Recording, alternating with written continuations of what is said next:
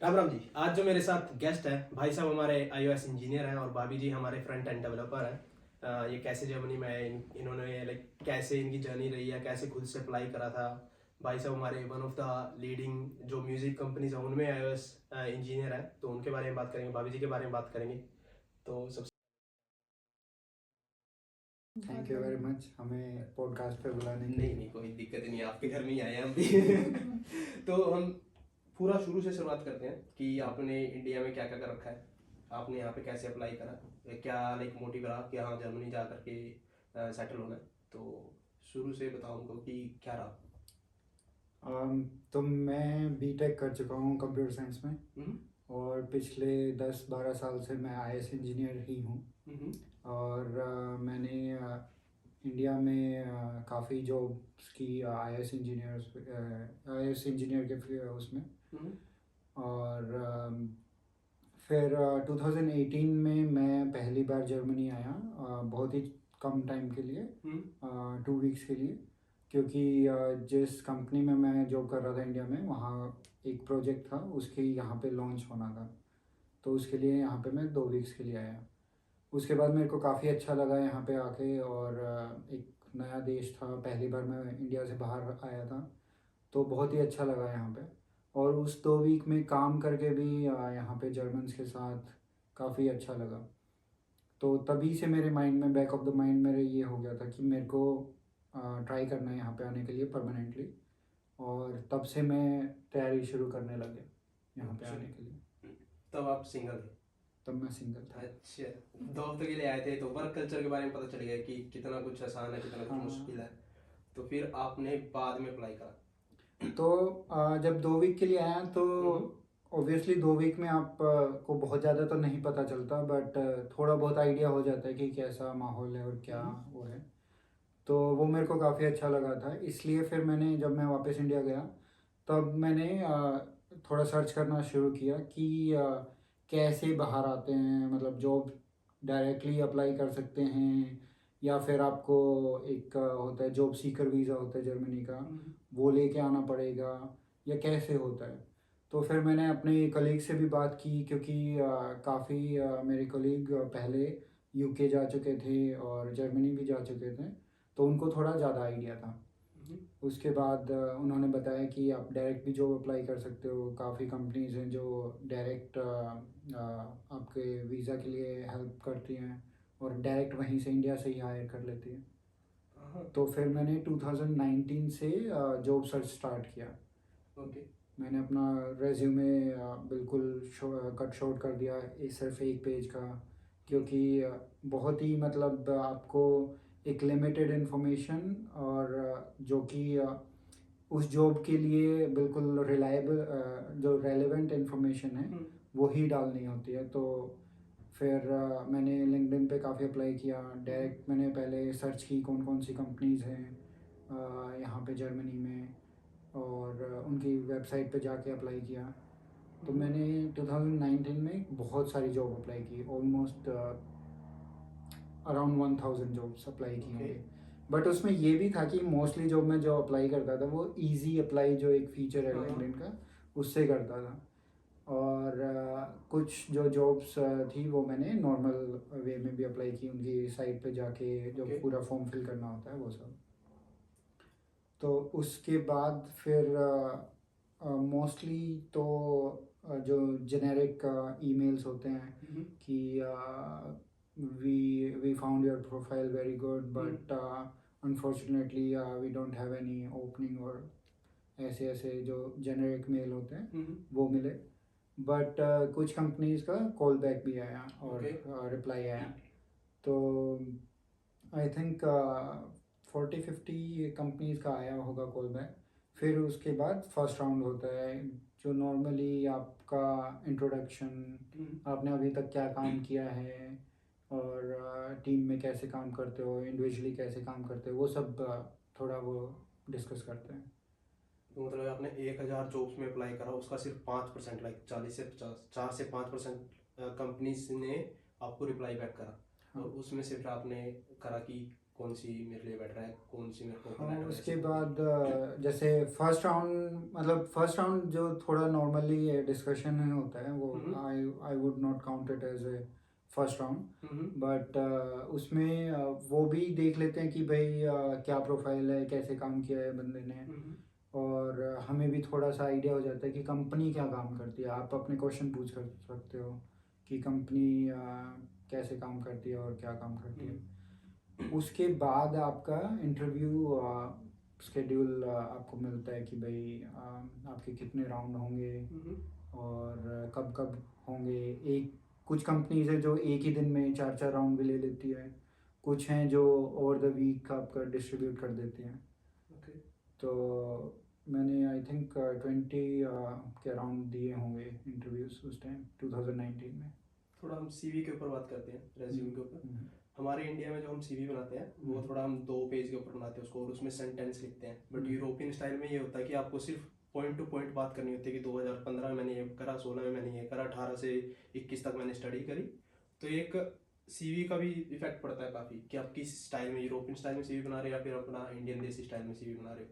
हम्म। तो वो आपने यूरोपियन स्टाइल में बनाई थी जो आपने करा। मैंने मेरे को पहले पता नहीं था कि कैसे बनाना है हम्म सीवी। हम्म तो पढ़ा, ऑनलाइन पढ़ा, कुछ लोगों से बात की। कोई कहता था फ़ोटो लगाओ, कोई कहता था नहीं लगाओ, कोई कहता था 1 पेज का होना चाहिए, कोई कहता था 2 पेज का भी हो सकता है। बट इवेंचुअली मेरे को जो समझ में आया वो ये था कि आप 1 से 2 पेज का बना सकते हो सीवी, हम्म लेकिन आप बिल्कुल जो रेलेवेंट इंफॉर्मेशन है हम्म वही आप डालें उसमें। हम्म, ऐसा नहीं कि आपने स्किल्स में 50 चीज़ें लिख हाँ दी हैं कि मेरे को माइक्रोसॉफ्ट वर्ड आता है, एक्सेल आता है। अगर आपकी जॉब से वो रेलेवेंट नहीं है तो उसको डालने की कोई ज़रूरत नहीं है। और मेनली आपको ये बताना है कि आपने जो पिछली जॉब है हम्म उसमें एक्चुअल में क्या काम किया है। इट्स नॉट लाइक कि आपकी रिस्पॉन्सिबिलिटी क्या थी, हम्म कि एज ए सॉफ्टवेयर इंजीनियर मेरी रिस्पॉन्सिबिलिटी है कि मैं कोडिंग करूं, अपना जो भी टिकट्स पे है वो काम करूं। ये आई थिंक ये सब तो नॉर्मली होता ही है, बट आपको मेनली ये बताना पड़ता है कि एक्चुअल में काम आपने क्या किया। जैसे अगर किसी बैंकिंग एप्लीकेशन पे हम्म काम किया है तो आपका उसमें क्या पार्ट था, और उस आपका जो काम हुआ उससे उस ऐप को या उस कंपनी को क्या फ़ायदा हुआ। हम्म। तो वो सब चीज़ें ज़्यादा मैटर करती हैं। तो मैं थोड़ा अपना अपने वाला थोड़ा एक्सपीरियंस बता देता हूँ। जब मैं उस फील्ड में कर रहा था, उस फील्ड में स्कूल में था, डिप्लोमा वाले स्कूल में था, तो उन्होंने मेरे को बताया था कि कैसे एक आरबाइट गिवर जो आपको जॉब देता है वो कैसी आपसे एक सीवी एक्सपेक्ट करता है। आप उसमें फोटो भी डाल सकते हो, नहीं भी डाल सकते हो, क्योंकि वो प्रीवियसी में आ जाता है। आप उसमें अपनी डेट ऑफ बर्थ भी डाल सकते हो, नहीं भी डाल सकते हो, वो एक्सेप्ट करते हो उस चीज़ को। अपना जेंडर भी आप उसमें बता सकते हो, नहीं भी बता सकते। सिर्फ आपको एक नाम में आपका नाम बताना पड़ता है, फुल नेम बताना पड़ता है, लाइक जो लास्ट नेम होता है वो बताना पड़ता है। तो ये सीवी का एक फॉर्मेट होता है। यहाँ पे कुछ चीज़ें हैं जो आप छोड़ सकते हो, बट जो आपकी प्रोफाइल है, लाइक आपने एक जो क्रोनोलॉजिकल को वो होता है उसमें आपको बताना होता है कि 16 17 18 में, और जो कि रिलेवेंट होता है, जो कि भाई साहब ने भी बताया कि आपको सिर्फ रिलेवेंट चीज़ें बतानी है जो आपकी उस जॉब के रिलेटेड होंगी। तो ये एक आपसे एक आपका आरबाइट केवल जो आपको काम देता है वो आपसे ये एक्सपेक्ट करता है। तो ये कुछ मेरे को स्कूल में सिखाया गया था उस टाइम में कि आपको ऐसे ऐसे करके सीवी बनानी है। आप बिल्कुल। एड्रेस भी उसमें आपको अगर नहीं बताना तो आप वो भी नहीं बता सकते हो, तो उसमें कोई ऐसा कोई ज़्यादा बड़ी दिक्कत नहीं है। हम्म, हाँ, अगर आप उनको बताओगे तो वो आपको काफ़ी अच्छे तरीके से जज नहीं कह सकते कि एक एक्सपेक्टेशन होती है वो उनसे आपको मैच कर ले कि हाँ ये बंदा हमारी टीम में फिट बैठ रहा है या नहीं बैठ रहा। तो बेटर रहता है कि आप फोटो और ये सब वगैरह लगा सकते हो। अगर आप कंफर्टेबल नहीं हो तो आप छोड़ भी सकते हो, ये हम्म, एक्सपेक्ट करते हैं यहाँ पे। बिल्कुल। तो उसके बाद फिर उस टाइम फिर कुछ इंटरव्यू दिए जो मतलब लगभग 20 के आसपास। हम्म कुछ में पहले राउंड क्लियर हुए बट आगे के नहीं हुए। हम्म कुछ में आगे के भी राउंड क्लियर हुए, लेकिन फाइनली एक होता है जो आई थिंक इंडिया में हम उसको इतना भाव नहीं देते, हम्म जैसे उसको बोलते हैं मैनेजरल राउंड। हम्म और बट यहाँ पे वो भी एक बहुत ही इम्पोर्टेंट चीज़ है कि ये बंदा टीम में फिट होगा या नहीं होगा।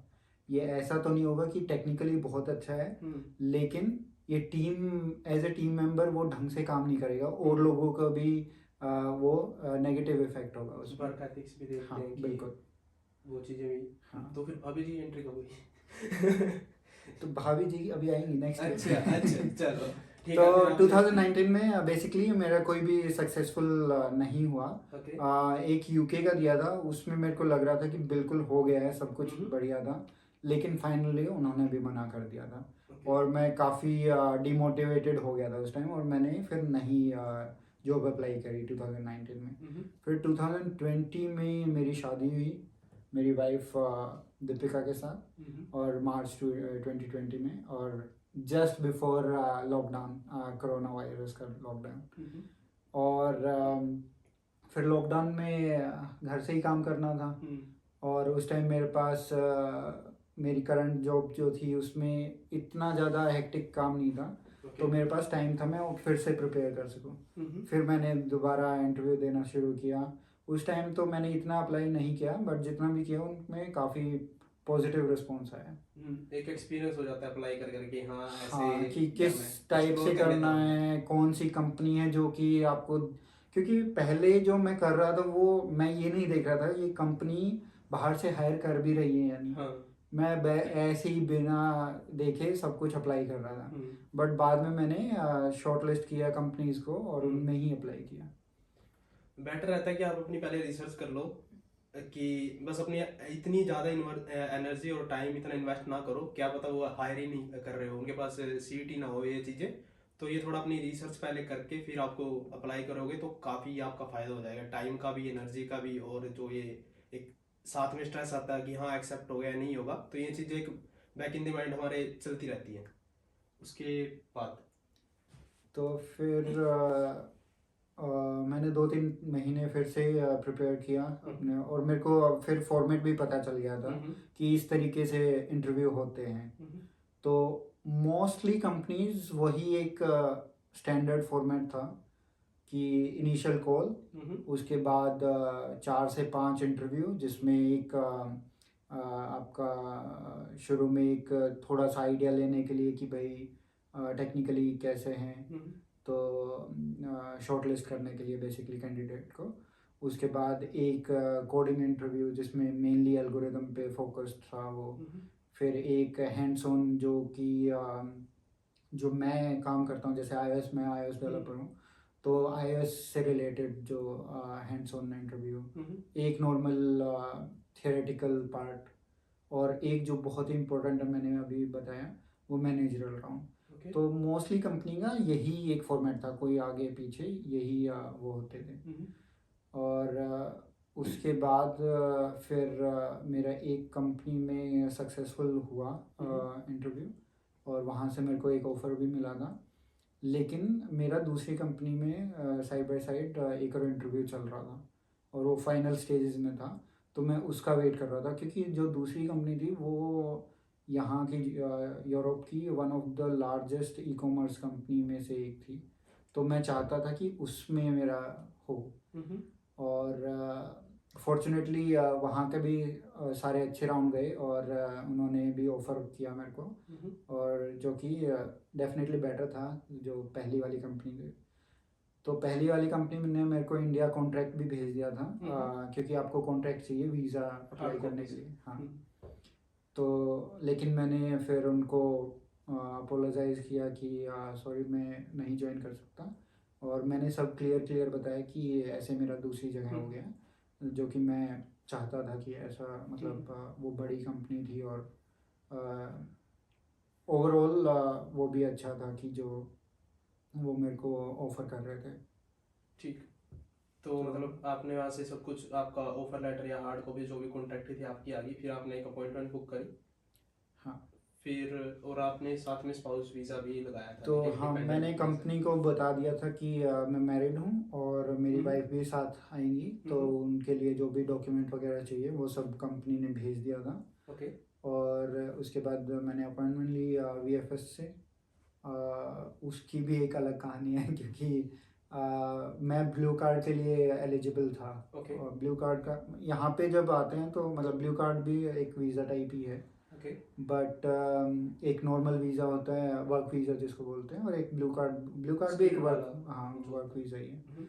तो मैंने VFS की अपॉइंटमेंट ली थी, बट आई डोंट नो उनको पूरी नॉलेज नहीं थी जिससे मैं मिला उस पर्सन Okay. को, या फिर क्या प्रॉब्लम थी, बट उन्होंने कहा कि ब्लू कार्ड के लिए आपको एम्बेसी से अपॉइंटमेंट लेनी पड़ेगी। Okay. तो फिर मैंने एम्बेसी से फिर से अपॉइंटमेंट ली Okay. अपने वीज़ा के लिए। और उसके बाद बहुत ही सिंपल प्रोसेस था। जो भी डॉक्यूमेंट आपको लिस्ट होती है एक डॉक्यूमेंट्स की, वो सब ले जाओ आप।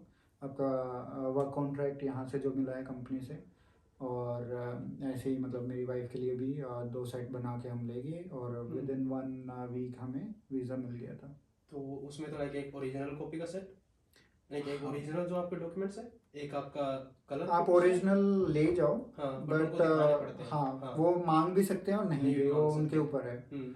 और आपको ऐसा जरूरी नहीं है कि आपको कलर्ड सेट ही लेके जाना है, आप कॉपी ब्लैक एंड चाहिए। वाइट, हाँ हाँ, 2 मतलब कॉपी चाहिए थे, 2 2। कॉपी 2 सेट चाहिए थे। 2 मेरे लिए, 2 इनके लिए। ओके, टोटल हाँ 4 प्लस एक ओरिजिनल आपका, हाँ एक बिल्कुल। आपका, एक भाभी जी का। हाँ, ओके, फिर आपका वीज़ा लगा वहाँ से। वीज़ा लगा। हम्म। और मैंने एक गलती ये कर दी थी कि जो मेरी करंट जॉब थी वो पहले ही रिज़ाइन कर दी थी मैंने वीज़ा अच्छा। लगवाने से। ओके। जो कि इन द हाइंडसाइट वो एक आई थिंक सही डिसीजन नहीं था, हम्म। क्योंकि हो सकता है वीज़ा आपका, मतलब मेरा 1 वीक में लग गया, बट हो सकता है कोई प्रॉब्लम आ जाए, लंबा टाइम हो जाए। आजकल वैसे भी लंबा टाइम लग रहा है, हाँ, अपॉइंटमेंट मिलने में अपॉइंटमेंट भी। मिलने में भी हाँ। काफ़ी टाइम लगता है, और ऊपर से कोरोना की सिचुएशन थी, तो ये भी हाँ। नहीं पता कि फ़्लाइट कैंसिल हो जाए या कुछ और लॉकडाउन हो जाए। हाँ। तो आई थिंक वो एक सही डिसीजन नहीं था मेरे एंड पे, okay. But at the end वो ठीक रहा, मतलब हम मेरे को ज़्यादा दिक्कत नहीं बंदे हुई। सोचते हैं, बट इतना थोड़ा बहुत तो हो ही जाता है ऊपर नीचे, हमेशा बिल्कुल। परफेक्ट नहीं होता जो हम सोचते हैं। बिल्कुल। तो फिर आप आए यहाँ पे 2020 में, मैं अक्टूबर 2020 में। अक्टूबर 2020 में। ओके, फिर उसके बाद आपका जो अकोमोडेशन का था, जो आपका बाद में यहाँ पे आपने वीज़ा एक्सटेंशन करवानी थी, प्लस जो आपका रजिस्ट्रेशन था घर का, वो भी चीज़ आपको चाहिए होती है, उसमें कंपनी ने कुछ हेल्प करी, आपको घर ढूंढ के दिया, उस वे में कुछ हेल्प करी हो कंपनी ने, या फिर सिर्फ आपको एक डॉक्यूमेंट्स दिए थे जो आपके इंडिया आपको दिखाने थे, और यहाँ पे आपको खुद ऑर्गेनाइज करना था सब कुछ, उसके लिए कुछ हेल्प करी थी कंपनी ने? हाँ बिल्कुल। तो मेरी कंपनी ने मेरे को पहले ही एक कॉन्टैक्ट पर्सन दे दिया था जो कि मेरी पूरी रिलोकेशन में हेल्प करेगा। ओके। और वो जब मैं इंडिया में था तभी मेरे को उनकी डिटेल दे दी थी, और ईमेल पे हमारे बात भी हुई थी।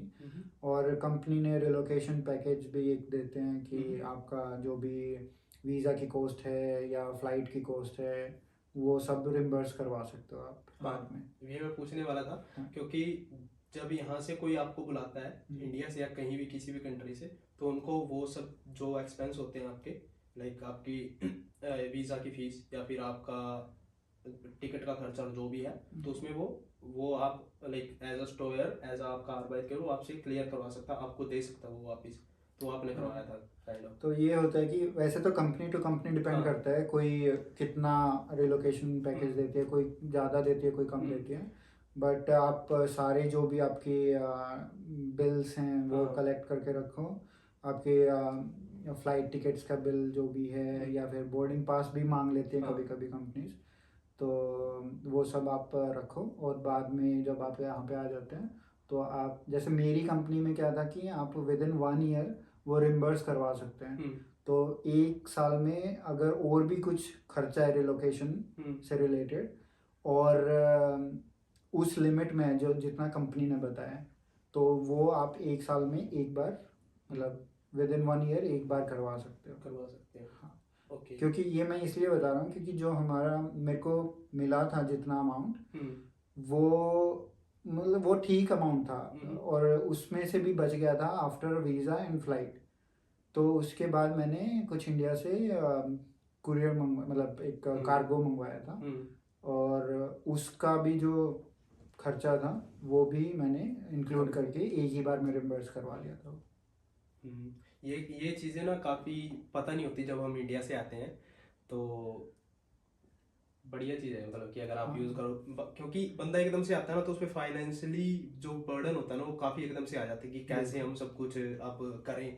जो लाइक काफ़ी फैमिलीज होती हैं इंडिया में, एक बंदा काम कर रहा होता है और पीछे डिपेंडेंट्स भी होते हैं, तो इसलिए बंदा डिसीजन लेने में भी थोड़ा हिचकिचाता है कि अब मैं करूँ या ना करूँ, क्योंकि 2-3 महीने तो मेरे ऐसे ही निकल जाएंगे और पैसे भी काफ़ी इन्वेस्ट हो रहे हैं। तो ये भी एक काफ़ी बढ़िया चीज़, और ये यहाँ पे रूल है, लाइक एक सेट्स, मतलब कि एक कानून है यहाँ पे, आपको आपकी कंपनी से आप पैसे ले सकते हो ये कानून है यहाँ पे, एक लॉ है इस चीज का, ये तो मेरे इसीलिए को- वो ज्यादातर करते हैं। हम्म। बाकी कंट्रीज में इतना नहीं है, यहाँ पे है। ये एम्प्लॉय हाँ फ्रेंडली तो बहुत ज़्यादा है। हाँ, काफी ज्यादा है, क्योंकि यहाँ पे इनको आईटी में काफी बंदे चाहिए, काफी इनके पास शॉर्टेज है। तो ये चाहते हैं कि हाँ, और इनको पीछे से भी काफी हेल्प मिलती है, कंपनीज को भी काफी फंड्स होते हैं जो ये ले सकते हैं उनके थ्रू सरकार से। हम्म। तो उसके साथ साथ मेरे को कंपनी ने अकोमोडेशन भी दिया 1 महीने का, और एक सर्विस अपार्टमेंट। ओके। और फिर हम यहाँ पे आए, सर्विस अपार्टमेंट में रुके, और हमें मतलब वैसे 1 ही महीने का दिया था उन्होंने। और आप जानते हो कि यहाँ पे 1 महीने में घर मिलना इज़ वेरी डिफ़िकल्ट। बहुत बर्लिन में तो और म्यूनिक में खासकर। बर्लिन में, हाँ। और अब तो सिचुएशन और भी बुरी हो गई है। जब हम आए थे तब फिर भी आई थिंक थोड़ी ठीक थी। तब इतने नहीं थे, हाँ। लाइक कुछ इंडियंस कह लो या फिर जो फॉरेनर्स आते हैं यहाँ पे, तब इतना नहीं था। और अब काफी हो गया, क्योंकि कोविड के बाद जो आए थे ना बच्चे, वो 2-3 साल के रुके हुए काफी आए थे, तो उस चक्कर में काफी कंपटीशन भी बढ़ गया था कि जो घर 400-500 का था वो भी 700-700-800 मिल रहा था। तो इतना लाइक एकदम से वो हो गया था। एक्चुअली मेरी कंपनी ने जो मेरे को एक डॉक्यूमेंट्स दिए थे, ये थोड़ा इन्फॉर्मेशन के लिए, कि इस एरिया में इतना तक मिल सकता है, इस एरिया में इतने रेंट पे मिल सकता है, which was helpful but not really, क्योंकि वो जो प्राइस थे, रेट थे जो, वो आई थिंक 2 साल और पहले के थे। अच्छा। तो जैसे उन्होंने बोला कि यहाँ पे 700 का मिल जाएगा, वो हमें यहाँ पे 1000-1100 तक का मिला। तो फिर हमें मतलब 1.5-2 महीना लग गया था घर ढूंढने में। फॉर्चुनेटली हमारे जो अभी करंट लैंडलॉर्ड हैं वो काफ़ी अच्छे हमें मिले, और बहुत ही मतलब अच्छा। अब तो अपना भी घर ले लिया करो, उसके बारे में हम बाद में आएंगे। अभी थोड़ा भाभी जी के बारे में पूछते हैं कि आप भी यहीं पे जॉब कर रहे हो इस टाइम, तो थोड़ा कुछ अपने बारे में बताओ कि आपका क्या बैकग्राउंड था इंडिया से, थोड़ा कट शॉर्ट, और उसके बाद यहाँ पे आप क्या जॉब कर रहे हो। इंडिया में लाइक एज माय हस्बैंड मैं भी एक आईटी जॉब कर रही थी, और फिर यहाँ के भी मैंने वही कंटिन्यू किया 6 मंथ्स। इंडिया की ही कंपनी के लिए कर रही थी मैं यहाँ से। अच्छा। बट फिर 6 मंथ्स के बाद टैक्सेशन इश्यू होते हैं तो इसलिए फिर मैंने वो जॉब छोड़ दी।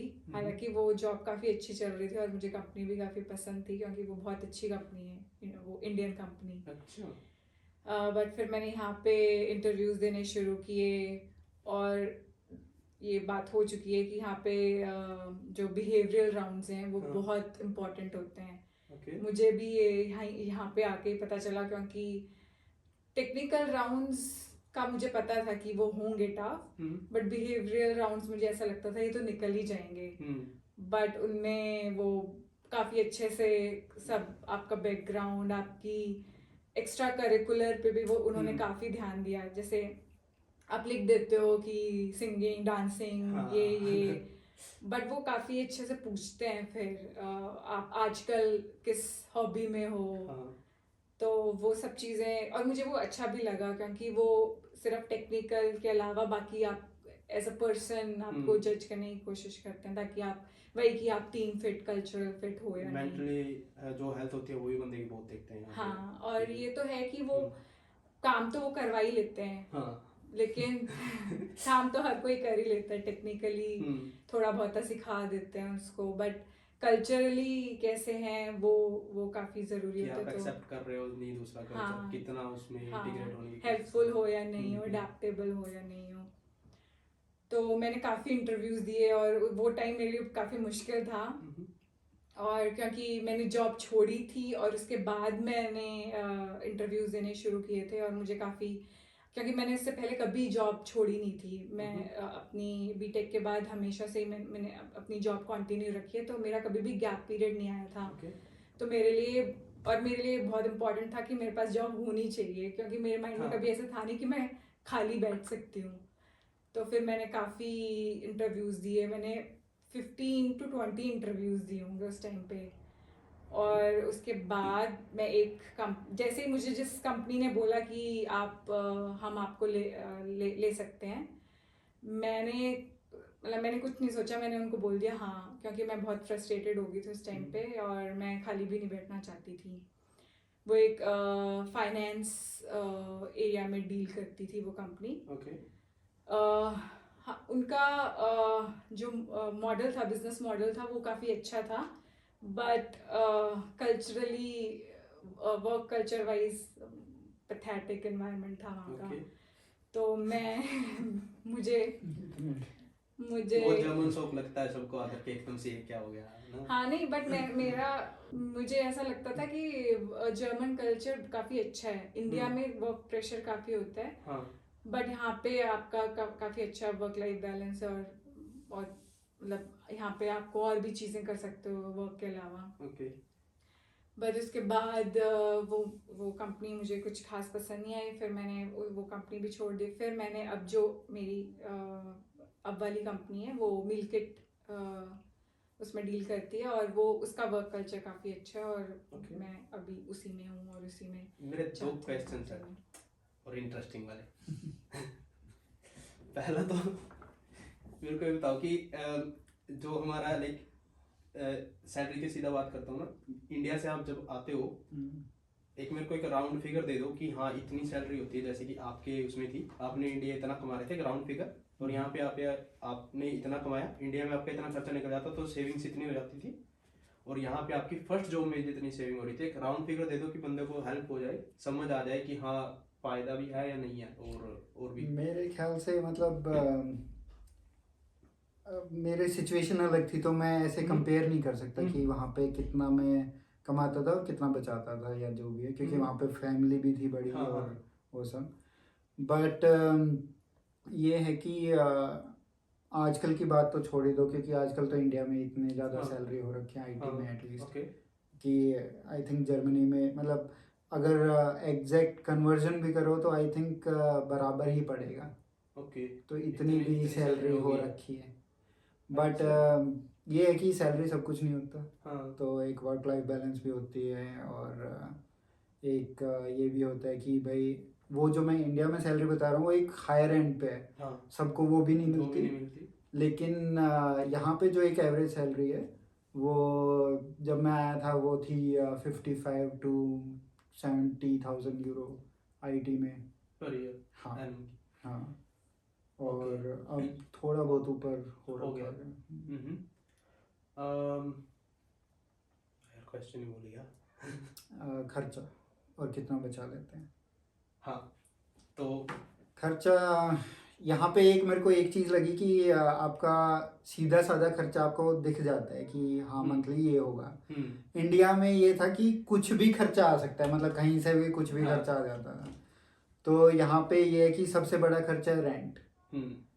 वो आप जब हम आए थे तो तब रेंज थी आई थिंक, मतलब अगर आप यहाँ पे 2 रूम सेट अपार्टमेंट को, बेसिकली वो 2 रूम क्या होते हैं, एक बेडरूम और एक लिविंग रूम, तो लिविंग रूम को भी वो रूम ही काउंट करते हैं। तो 2 रूम अपार्टमेंट एक जो रिंग है, बर्लिन रिंग है, उससे जस्ट बाहर अगर आप लेते हो तो उस टाइम मिल जाता था I think 950 to maybe 1100 cold rent.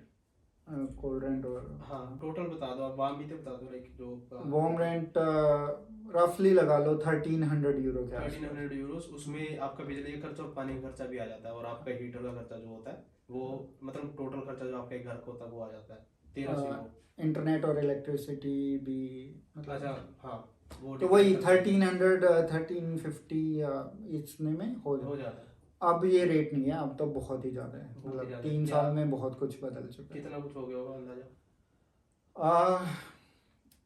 Actually जो मैं पहले, जैसे वो कुछ साइट्स हैं ना जो टेम्परेरी हाउसिंग भी दे देते हैं 3 महीने की, तो जब मैं इनिशियली वो देख रहा था तो उस टाइम मेरे को 1100 में मिल जा रहे थे। ओके। लेकिन अभी वही चीज़ें 1700-1800 तक भी मिल रही हैं। और छोटा सा मतलब एक 25 स्क्वायर मीटर का कमरा भी मतलब काफ़ी महंगे मिल रहे हैं। तो मतलब एग्जैक्टली मैं बता नहीं सकता कि अभी क्या रेट चल रहा है, बट डेफिनेटली कुछ भी मतलब आई थिंक 1500-1600 यूरो से नीचे नहीं मिलेगा आपको। अभी मैंने थोड़े दिन पहले एक मेरे यार दोस्त ने एक घर लिया था, 1 BHK है वो, और 33 कुछ मीटर्स के घर है वो, पर वो लिया है एक काइंड ऑफ सरकारी कंपनी से, लाइक जो यहाँ की होती है, तो उसका रेंट कुछ भी आ रहा है 430 यूरो। डिपेंड करता है, अगर आपके पास टाइम, आपके पास लाइक जो आपके डॉग्स हैं वो ठीक है, आपकी और एक किस सैलरी एरिया है। में? हाँ किस एरिया में?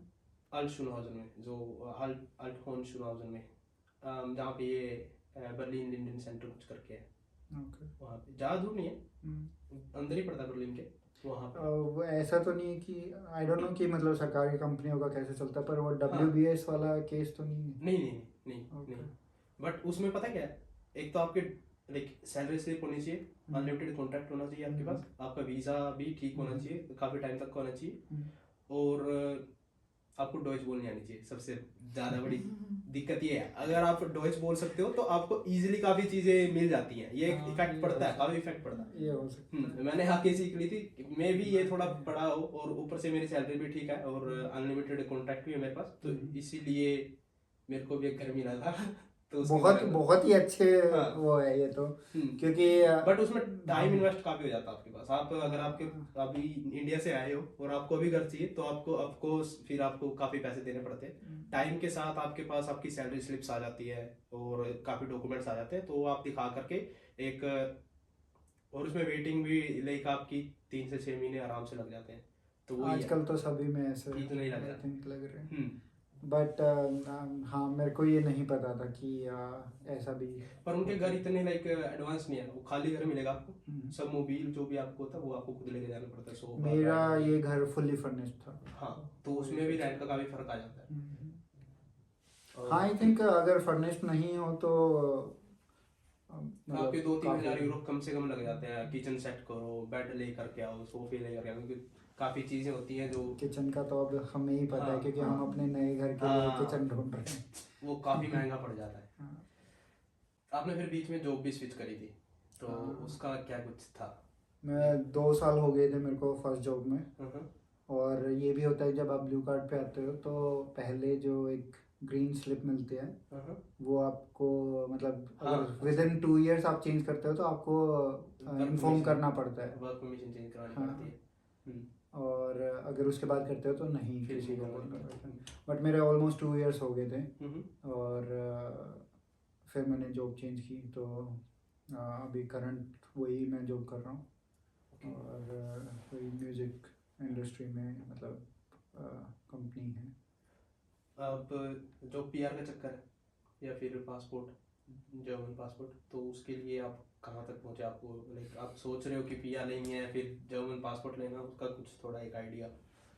मैंने एक्चुअली PR अप्लाई कर रखी है। अप्लाई तो नहीं, मैं बोलूँगा कि नहीं कर, मतलब अप्लाई नहीं कर रखी, बट एक्चुअल में मैंने जो फर्स्ट स्टेप होता है, जो भी हाँ। डॉक्यूमेंट्स भेजने होते हैं वो मैंने भेज रखे हैं। बट मेरे को अभी तक कोई उनका अपॉइंटमेंट नहीं मिली है। आपका तो ऐसे 21 महीनों वाला भी हो जाएगा। बट मैं जर्मन नहीं बोलता। यही तो लाइक आपको B1 चाहिए कम से कम है। अगर 21 महीने में करना है तो B1 B1 चाहिए, चाहिए, उससे और पहले भी कर सकते 33 मंथ्स में करना है तो A1 से काम चल हैं। जाएगा। A1 से काम चल जाएगा, हाँ। तो अब आप 33 3 मंथ्स वाला। मंथ्स वाला कर रहे हो। हाँ। um, 2 I- महीने हो गए, कोई रिप्लाई नहीं आया अभी तक। सबसे बढ़िया क्वेश्चन ये है कि आपको क्या लगता है कि जर्मन सीखनी चाहिए बंदे को, या फिर चल जाएगा काम इंग्लिश में? कैसा कुछ लगता है कि अगर आपको लाइफ अपनी इजी चाहिए हाँ। और आप सिर्फ जॉब की नहीं बाकी normal day to day life की भी सोच रहे हो, तो जर्मन सीखना बहुत ज़रूरी है, जिससे बहुत ही इजी हो जाते हैं काफ़ी चीज़ें। आपको लाइक जो कुछ लाइक कोई ऑफिशियल काम है जैसे कि वीज़ा एक्सटेंड कराना, तो उसमें भी हाँ। काफ़ी हेल्प मिल जाती है, आपको बिल्कुल। कम्युनिकेट करने में काफ़ी इजी हो जाता है। डॉक्टर की अपॉइंटमेंट लेनी हाँ, हो, तब आपको किसी से बात करनी हो, सिंपल कस्टमर केयर से बात करनी हो, अगर इंटरनेट नहीं हाँ। चल रहा है कस्टमर केयर से बात करनी हो, तो उन सब चीज़ों में मतलब बहुत इजी होता है। और अनफॉर्चुनेटली मैंने नहीं सीखी है, बट मैं अभी इंडिया जा रहा हूँ नेक्स्ट मंथ, मतलब सॉरी इस मंथ। बट वहाँ से आके मैं करूँगा ज्वाइन। इसमें मैं एक वो कर सकता हूँ, यहाँ पे सीख लो आप B1 तक, और इंडिया में जाके एग्जाम दे दो, वहाँ पे एग्जाम बहुत जल्दी निकल जाता है। हाँ, मतलब अब यहाँ पे मेरा थोड़ा मुश्किल है। मेरा एम एग्ज़ाम देना या वो सब नहीं है। मेरा एम है एक्चुअल में इतनी सीखना कि मैं normal day to day life में कम्युनिकेट कर सकूँ। बट आपके लाइक मैं उस वे से कह रहा हूँ, कहीं पे भी लाइक एक सर्टिफिकेट की जरूरत हाँ, होती है, बिल्कुल। तो वो गए थे B1 इंडिया से, हाँ। वो काफ़ी इजीली हो जाता है अगर मैं यहाँ से कंपेयर करूँ तो। हो मैंने सकता काफ़ी स्टूडेंट देखे हैं जो इंडिया से सीख के आते हैं, उनको यहाँ आके बोलने में काफ़ी ज़्यादा दिक्कत होती है, B2B कर रखो किसी ने, कम्युनिकेट नहीं होता, ये अगर आप ज़्यादा ही ग्रामेटिक पे और इस पे ध्यान देते हो। तो जर्मन तो लाइक एक मस्ट वाला काम हो गया। मस्ट वाला है। जॉब में मेरे को बिल्कुल ज़रूरत नहीं पड़ती क्योंकि सब इंग्लिश में होता है, बट क्योंकि मैं IT में हूँ तो वो भी फ़र्क है। बट अगर और कोई जॉब्स हैं जो डेली लोगों से डील करना पड़ता है तो वो हाँ। डेफिनेटली जर्मन चाहिए उसके लिए। ये तो हम बर्लिन की बात कर रहे हैं हाँ, जो कि बर्लिन इंटरनेशनल है, सिटी है काइंड बिल्कुल, ऑफ, हर एक बिल्कुल। बंदा इंग्लिश बोलता है यहाँ पे। अगर आप म्यूनिक की तरफ जाओ तो वहाँ तो तो- भूल ही जाओ आप कि आपका इंग्लिश में काम चल जाएगा। और वहाँ पे जर्मन भी डायलेक्ट बायरिश है तो हाँ, थोड़ा हाँ, अलग है। मैं रहा हूँ मेरे को अब समझ आने लग गया था वो।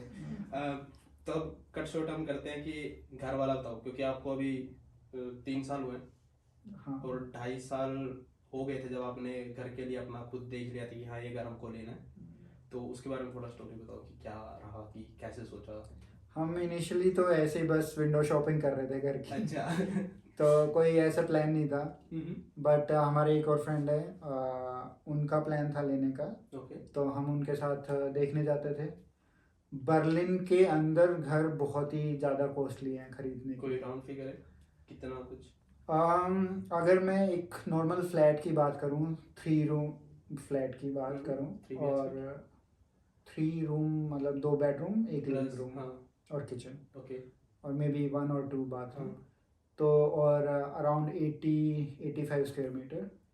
तो आई थिंक बर्लिन में रफली अराउंड 500 से ऊपर ही मिलेगा, 500,000 यूरो, 500 से 600,000। 5-6 लाख यूरो लग जाएंगे आपके आराम से। बिल्कुल बिल्कुल लग जाएंगे, और वो भी सेंटर में नहीं, सेंटर से एटलीस्ट 6-7 किलोमीटर बाहर। अगर आप पूरे एक प्रॉपर घर की बात कर रहे हो, ये तो चलो फ्लैट हो गया, घर थोड़ा सिटी तो से बाहर जाते हैं, जो आपने लिया उसके बारे में थोड़ा बता दो। हमने सिटी से बाहर लिया है, हाँ। बहुत ज़्यादा बाहर नहीं है, जस्ट 1-1.5 किलोमीटर बाहर है Okay. बर्लिन बॉर्डर से। ओके और कनेक्टिविटी भी अच्छी है, ऐसा नहीं है कि कनेक्टिविटी नहीं है। वहाँ पे जितना यहाँ पे फ्लैट मिल रहा है लगभग उतने ही रेट में घर मिल जाता है। 5-6 लाख यूरो में आपको घर मिल जाता हाँ। है। ओके मतलब यहाँ पे डोपल हाउस और हाँ। अनफेमिलियन हाउस जो होते हैं, हम्म, तो हमने अभी डोपल हाउस लिया है, हम्म, और जिसको सेमी डिटैच्ड हाउस बोलते हैं। ओके। तो उसके लिए मतलब क्या कुछ आपको कितनी एक राउंड फिगर की सैलरी आपको दिखानी पड़ती है, वीज़ा दिखाना पड़ता है, वो कुछ बता सकते हो तो कि बंदे को एक तो कॉन्ट्रैक्ट अनलिमिटेड मतलब होना चाहिए आपके पास, जॉब कॉन्ट्रैक्ट होना चाहिए। अनलिमिटेड हो तो अच्छी बात है।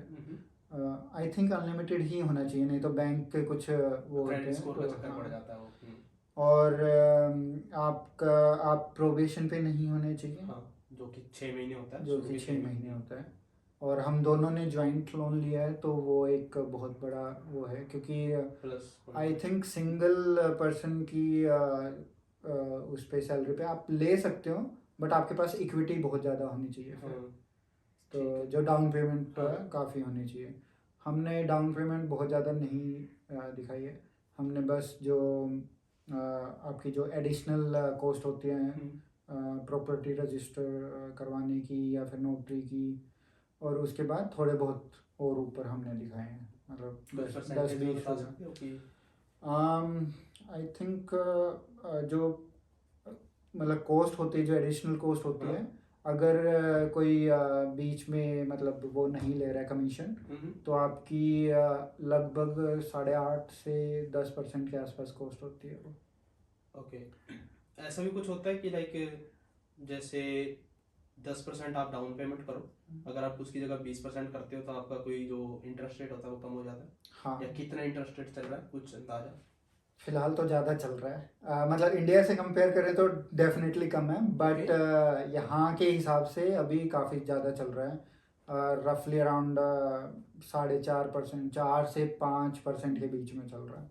ओके। और जो कि 2 साल पहले जब हम मतलब 3 साल पहले जब हम आए थे, वो 1%, 1.25% ऐसा चल रहा था। और लाइक होम लोन हो गए तो कितने साल तक बंदे को वो लाइक एक पे करना पड़ता है, अगर आप एज अ कपल देखते हो? अब डिपेंड करता है कि आप बिल्कुल बेयर मिनिमम पे करना चाहते हो, जैसे कि इंटरेस्ट रेट बता रहा हूँ मैं 4-4.5%, प्लस जो प्रिंसिपल रिपेमेंट रेट होता है वो भी एक आप चूज कर सकते हो बिटवीन 2% से, मतलब 1.5 भी कर सकते हो, बट 1.5 यूजली होता नहीं है। 2% से अप टू 5-6% तक भी Okay. आप प्रिंसिपल रिपेमेंट रेट होता है। तो अगर आप बेयर मिनिमम करते हो और आपका लगभग इतना है, तो आपके काफ़ी टाइम लग जाएगा लोन पे करने में, 25 ईयर्स। 25 ईयर्स, वही। ये भी मेरा भाई भी ऑस्ट्रेलिया में रहता है, तो उसका भी कुछ ऐसे ही सीन है, इसीलिए मैं थोड़ा पूछ रहा था कि क्या और क्या। अगर आप थोड़ा सा रिपेमेंट रेट बढ़ा लेते हो, या फिर जैसे हमारे लोन में है कि हम up to 5% per year extra पे कर सकते हैं प्रिंसिपल। Okay. तो अगर हम वो भी पे करेंगे तो वो 25 की जगह 15 तक भी आ सकता है, 15-16 ईयर्स तक भी आ सकता है। अच्छा, तो मतलब कि ऐसा नहीं है कि ये चीज़ें मुश्किल है, लाइक 2.5-3 साल में आपने अचीव कर लिया, है ना? हाँ, तो इंडिया से आप सीधा अप्लाई कर सकते हो, अपना खुद का आके घर ले सकते हो बर्लिन जैसी बिल्कुल। सिटी में। अगर आप थोड़ा सा बाहर की तरफ जाते हो, थोड़ा गांव की तरफ जाते हो, वहाँ पे तो थोड़ा और ईजी हो जाता है। हाँ, और और गांव में ऐसा भी नहीं है कि आप ये सोचो कि भाई गांव है तो बिल्कुल कोई फैसिलिटी नहीं है।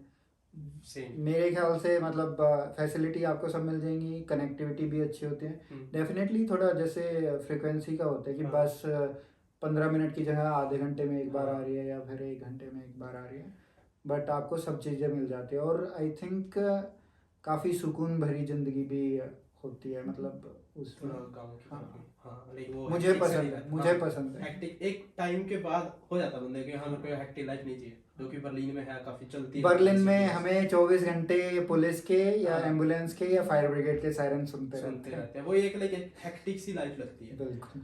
और अगर मैं म्यूनिक में रहता था पहले, वहाँ पे ऐसा इतना कुछ नहीं था, वहाँ पे लाइक एक स्लो सी क्योंकि लाइफ है। म्यूनिक अगर आप बर्लिन से कंपेयर करो तो म्यूनिक इज जस्ट ए थोड़ा सा। बिग टाउन, हाँ, मतलब हाँ। हाँ टाउन टाइप का बोल सकते हो आप, बट इतना फैला बर्लिन हुआ भी बहुत नहीं, बड़ी बर्लिन सिटी है। बहुत है, लाइक जो आसपास के गांव थे वो भी अब इसमें आने लग गए हैं, हाँ, इतना वो बढ़ गया। आई होप हमारा गांव भी आ जाए इसमें। मेरे को ये बताओ कि आप लाइक अब तक के पिछले 3 सालों में 5 ऐसी चीजें बताओ जो आपको काफी बढ़िया लगी है जर्मनी के बारे में, और 5 ऐसी चीजें जो आप कहते हो कि हाँ ये चीजें इम्प्रूव हो जाए तो काफी बढ़िया हो जाएगा, लाइक घटिया चीज नहीं बट इम्प्रूव के चांसेस हैं काफी, आप सोचते हो कि हाँ अगर मैं इस चीज में, जैसे कि आपको अपॉइंटमेंट बुक करनी है आपके वीजा के लिए, उसमें थोड़ा टाइम ज़्यादा लगता है क्योंकि बंदे काफ़ी इतने आ गए हैं, फॉरनर्स आ गए हैं, तो इनको भी एक ऊपर से यूक्रेन वाला चल रहा है, तो वहाँ से भी काफ़ी रेफ्यूजीज आए हैं, तो उनको एक वर्कलोड काफ़ी ज़्यादा आ गया। तो ऐसा कुछ मतलब कि 5 ऐसी बढ़िया चीज़ें और 5 ऐसी जो आप सोचते हो कि इम्प्रूव हो जाए या इसमें थोड़ा सा और बेटर कर ले तो काफ़ी मज़ा आ जाएगा। बढ़िया तो मेरे हिसाब से आप जैसे वर्क को लेके अगर मैं बोलूँ तो आपका वर्क लाइफ बैलेंस पे बहुत ही ज़्यादा फोकस होता है, एटलीस्ट जितना मेरा एक्सपीरियंस रहा है। मेरा भी कुछ ऐसे ही है, मैं भी हाँ, काफ़ी टाइम से काम क्योंकि कर रहा हूँ। अगर आप मतलब अगर आप मेंटली सही नहीं हो तो कंपनी को लगता है कि आप काम भी प्रोडक्टिव नहीं हो पाओगे, तो आप मेंटल हेल्थ पे बहुत ज़्यादा ध्यान देते हैं। ओके। जैसे मेरे को ऐसा फील होता है कि भाई इंडिया में आई थिंक मेंटल हेल्थ पे अभी इतना ध्यान नहीं दिया जा रहा है, एटलीस्ट वर्क प्लेसेस में। वो बहुत अच्छा लगा मेरे को। फिर दूसरा ये अच्छा लगा कि यहाँ पे मतलब एक थोड़ा सा मतलब सुकून भरी जिंदगी लगती है, वो ठहरी भाग हुई दौड़ सी, ज़्यादा हाँ, नहीं है। स्टेबल मतलब हो सी। सकता है सबको ये पसंद ना आए, बट मेरे हिसाब से मेरे को ये मतलब थोड़ा अच्छा लगता है। और बाकी आपके आसपास मतलब घूमने फिरने के लिए इतनी जगह है। हाँ। आप कुछ 100 किलोमीटर जाओ दूसरा देश आ जाता है। तो वहाँ पे लाइक वीजा का भी ऐसा कोई वीज़ा पूरा की कोई यूरोप घूम दिक्कत नहीं सकते है, हो पूरा वीजा के यूरोप साथ। घूम सकते हो। ओके। अभी हम रिसेंटली गए भी थे। मैं पहली बार रोड ट्रिप पे गया था खुद ही, मतलब अच्छा। गाड़ी चला के, और स्विट्ज़रलैंड और यहाँ पे ऑस्ट्रिया वगैरह, तो काफ़ी अच्छा था वो। और बाकी मतलब सेफ्टी सिक्योरिटी में कुछ सेफ्टी बहुत, मतलब हमें आज तक ऐसा फील नहीं हुआ कि जैसे हम रात को भी कहीं मतलब 12 बजे 1 बजे के आसपास भी होते हैं, तो हमें ऐसा फील नहीं हुआ कि भाई कोई प्रॉब्लम वाली बात है। डेफिनेटली हर जगह कुछ ना कुछ प्रॉब्लम होती है, हाँ। और कहीं ना कहीं आपको कोई मतलब बेकार बंदा टकरा सकता है, हाँ। बट हमारे एक्सपीरियंस में ऐसा नहीं हुआ है। लाइक ऐसा कोई लड़कियों या लेडीज के लिए भी नहीं। काफी सेफ सिटी है, काफ़ी सेफ है। कंट्री। हाँ बिल्कुल। ओके। और मतलब अपना आप कहीं जा रहे हो तो डेफिनेटली आपको खुद रिसर्च करनी होती है कि हो सकता है कोई कोई इलाका अच्छा ना हो, हाँ। बट वो सब एज ए तो- जनरल हाँ। काफ़ी अच्छा है। और पुलिस वाले भी मतलब बहुत हेल्पफुल हैं। ओके। ऐसा नहीं, हमें ऐसा नहीं लगता कि भाई उनसे बात करेंगे तो एक डर हाँ, वाली लगता है फीलिंग कि नहीं वो हमको ही आती। गलत मानेंगे, हाँ, ऐसा रहता है कि तो क्योंकि अभी रीजनली मेरा एक छोटा सा चालान भी कटा था ओके। क्योंकि मैंने गलत पार्क कर दी थी हाँ, गाड़ी। ओके। बट काफ़ी हेल्पफुल थे वो पुलिस वाले। तो मतलब ओवरऑल मेरे को काफ़ी अच्छा लगा experience. Hmm, but on the other hand अगर मैं बताऊं कि क्या चीज़ें नहीं अच्छी लगती, हम्म, वो ये पहली बात तो फैमिली से इतनी दूर है तो ये हाँ, तो किसी को अच्छा नहीं ये तो है। लगता। और दूसरा ये कि जर्मनी अभी भी काफ़ी रिलाई करती है पेपर वर्क हाँ। पे, हम्म, जो कि बहुत ही स्लो है।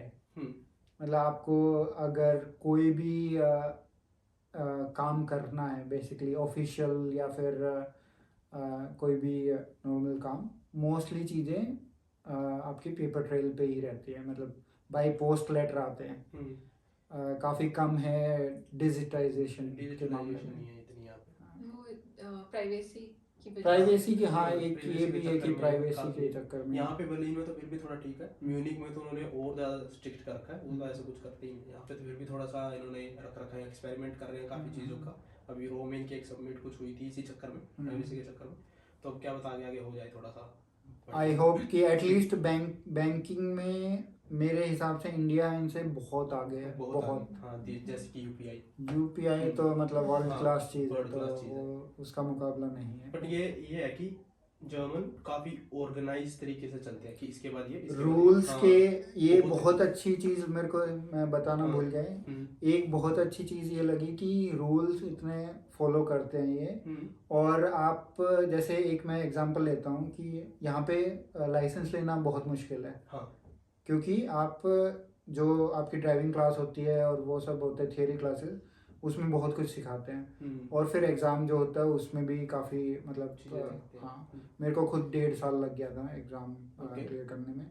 बट आप जब ऑटोबान पे चल रहे हो जहाँ पे कोई स्पीड लिमिट नहीं है, हम्म, तो आप फिर भी अपना दिल खोल के चला सकते हो, क्योंकि आपको पता है कि भाई जो साथ वाला बंदे है, साथ वाली लेन में है, वो भी पूरा रोल फॉलो करेंगे। और ऐसा नहीं कि एकदम हाँ, बिना इंडिकेटर दिए या बहुत ही हड़बड़ी में लेन चेंज कर देंगे। मेरा ये मानना है तो कि अगर आप गलत चला रहे हो ना यहाँ पे खुद, हाँ, तो साइड वाले बंदे ऐसे होते हैं कि वो आपको सही चलने में मजबूर कर देते हैं। बिल्कुल। ऐसा है मेरे यहाँ को पे सिस्टम। मेरे को पर्सनली रूल फॉलो करना बहुत पसंद है, हम्म, क्योंकि कोई झंझट नहीं होता, दिमाग एकदम बिल्कुल क्लियर होता है और हाँ, कोई टेंशन नहीं होती। आप रूल फॉलो करोगे सब अच्छा होएगा ओके। और कोई दिक्कत नहीं आएगी।